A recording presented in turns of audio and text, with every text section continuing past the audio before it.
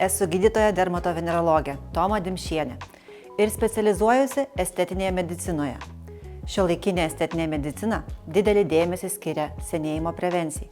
Mums yra aišku, kaip vyksta senėjimo procesai, kokia yra eiga ir kad senėjimo procesai vystytis pradeda žymiai anksčiau, negu mes matome pokyčius. Todėl rekomenduojama užkirsti kelią tų pokyčių susidarimui ir kuo ilgiau išlaikyti jaunatviškumą mūsų odoje.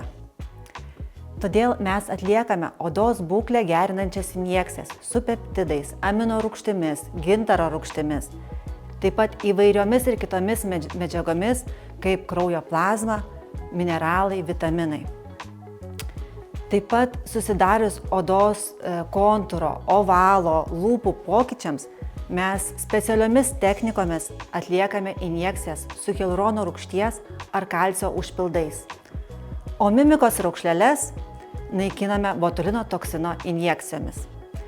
Taigi kviečiu Jūs atvykti ir įsitikinti, kad amžius yra tik skaičius ir kaip Jūs atrodysite labai daug priklauso nuo Jūsų pačių.